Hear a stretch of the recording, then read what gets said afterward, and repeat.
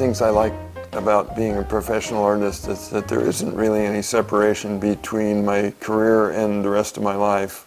As I am who I am, my work is who I am, and the backpacking, the wilderness part, it's all fodder, it's all part of the same thing. I don't see a separation. When you come back home, is there an eagerness to go back to work? It works both ways. There's an eagerness to go back to work, and there's an eagerness to get back in the woods. Yeah. But I take a lot of pictures when I'm out there, and I use those pictures. I've been doing a lot of acrylic painting in the last few years. I've kind of returned to my painting roots after not working with paint for about 40 years, and I take a lot of pictures, and that's what I paint from. How did that happen? You got from a potter that was seduced by clay. You lived a life of making up to 10,000 mugs. Yeah, I've made my 10,000 coffee cups. Yeah, so you've done that, and of course, most potters, and that's something that I really would like to emphasize to any young potter that's out there. They don't realize the value of their body until it's broken by clay. Aren't you right about that? So we all know that. We all have that low back pain and stuff that goes on. And I'm sure that that was part of your process that stopped you from doing that. At what stage did you get to a point? I was just this morning reading about somebody that said, can you fall out of love with clay? And I wanted to say, no, you will never fall out of love with clay, but you may change direction. So at what point did that happen to you? Well, the way it worked for me was, I was one of those clay artists who was a painter at heart. There are many of them. And as I said, you know, when I got to college and first saw clay, I'd already been painting in oils for 10 years. And I thought I was going to be a painter. So I got into making functional pots, and I got really seduced by throwing on the wheel especially. But when I started making functional pots, I started decorating them, and I developed a style of painting with glazes, and I got more and more into doing that. And my pots were more about painting than almost anybody's pots you've ever seen in your life. And then, as you know, that's a big pot. Right, and especially if you want a white background, you want to work on porcelain, then you know better than anybody else that that's a really big porcelain pot. That's right. Well, it's not a very big painting.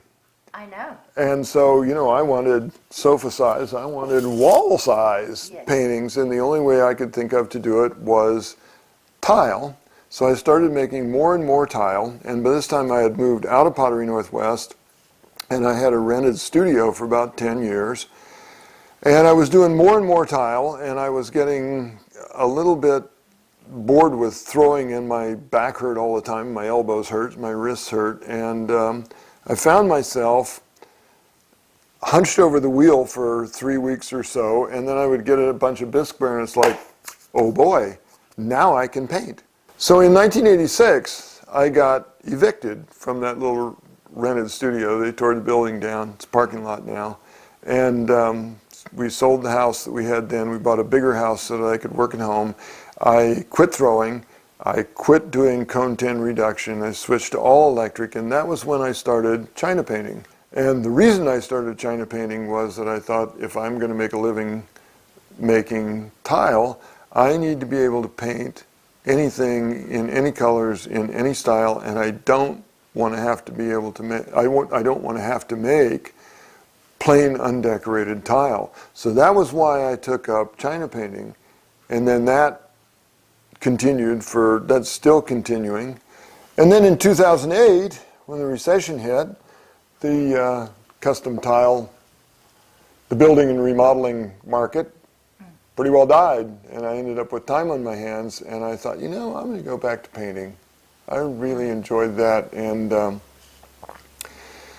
so I started painting with acrylics because Ruth had some acrylics, and I didn't want to have to smell solvents in my house. So I took up acrylic painting, and you know what? man, is paint easy. You know, especially I don't acrylic. believe you. Oh. I do not believe you for one moment. It's so much easier to make a hole through a piece of clay than it is to make that hole on a piece of paper. Oh no, but you try painting on that clay. That you try painting compared to this, like you know, paint. You put it down there and it stays that color. Did you know that? It stays that color. It never But changes. who wants it like that? I do. and not only that, I mean, it stays that same color, and you can change it just a little bit. And if you don't like it, you can paint over it. And you know what? It never chips. It never runs, and it stays. And here's the other thing. You know, this if you weighed this thing, this tile piece, like you know, the biggest painting I've made so far, it's about like this. I weighed it. It weighs 4 pounds. Okay, maybe you will convince me. Well, you proved it on this piece. Yeah, that's one of yours. This was just a plain old bowl, one of the very first porcelain bowls that I made from southern ice clay. And we had to go dig for a white bowl that he could do something on. This drawing was easy for you to make because you have the ability to observe very well. But what would your advice be to somebody that is not a painting artist, that wants to do something like this, but they don't have the ability? Can they use China paints as well? Oh, absolutely. Absolutely. You don't have to be able to draw to do this. And besides, I believe everybody can draw. Well, that's true. But, I mean, they can work with stencils. Yes. They can work with, yes. And you teach all of that during yes. the class that you're doing. You teach them how to do an actual mark with a pencil. That's right. We already talked about the sumi painting. Yes. That's made up there's a whole vocabulary of marks that they make. So this is a technique that can go to the true artist, the true painting artist. It can go to the true China painter, and it can go to the hobby painter as well. It goes across the board. That's right. Am I right? Yeah, I mean, you don't have to be able to draw to do this. Yeah, those are stencils that you used. Yeah. And did you use real leaves to do that? Yeah, I did. Yeah. These are the ferns, and some of these are dried ones that I brought. This right here, this silhouette right here is from the oak tree outside your house. Mm-hmm. And this is, I traced a real leaf on a piece of light cardboard and cut it out, so I have a paint. But yeah, they're real leaves. So there's a lot of art and craft techniques that can make up something like this. Mm-hmm. So when you came out here and you came to do the class in Saltillo, Mississippi, you didn't realize that you walk into a bicentennial year for Mississippi. In fact, the 7th of December is the actual date, the birth date of Mississippi. And you came up with this image of just all the different elements that you got in Mississippi.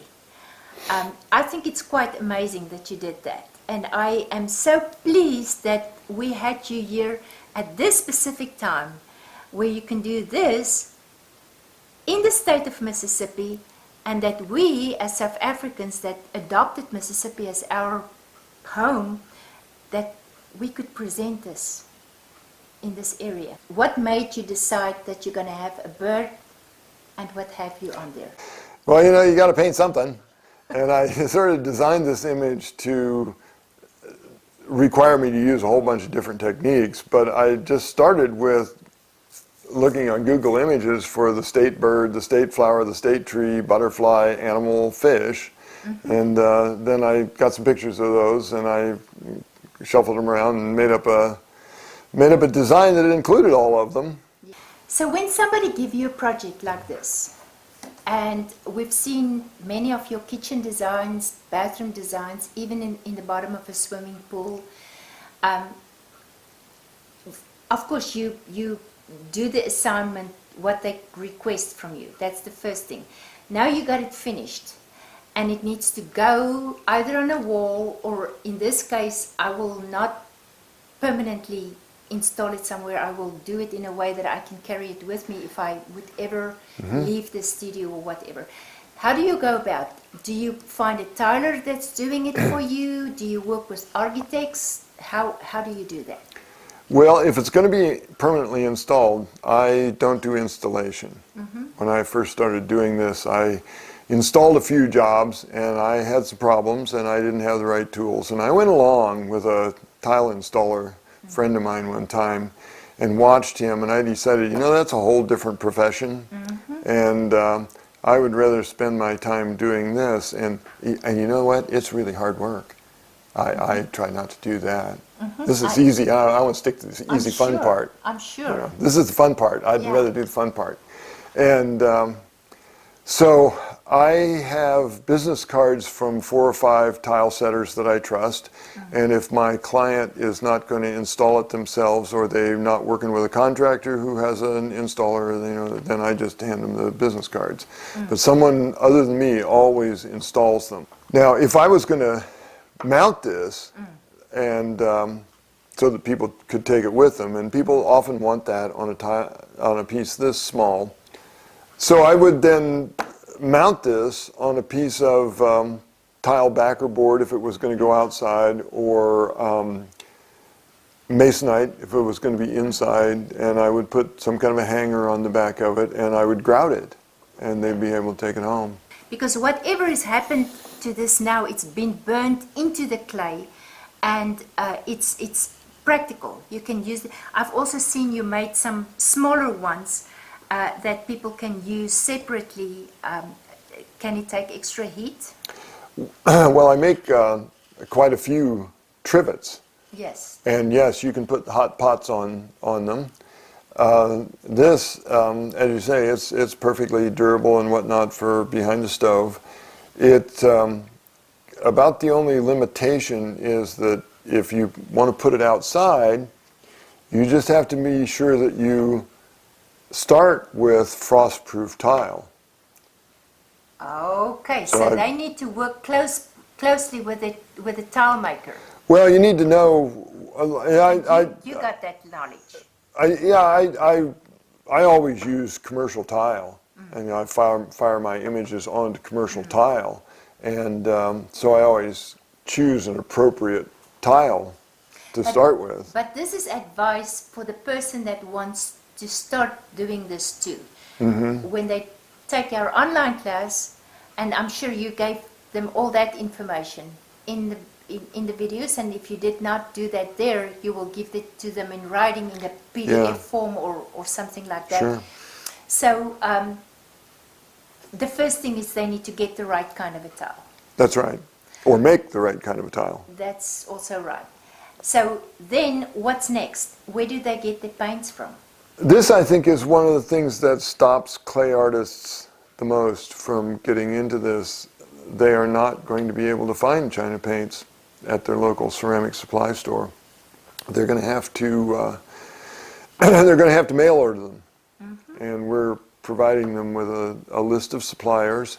Good. And for the class, we've worked out a deal with one particular supplier for a discount on their basic supplies that they're going to need for the class. So we deal here with a pottery community.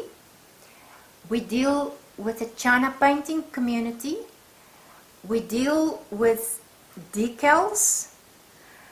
And what we just had a few weeks ago was with Marie Gibbons, where she was doing acrylic paints on the work that she was busy with. How are you going to bring all of this together in your online class? Is there a way that you can combine it or not? I hope so.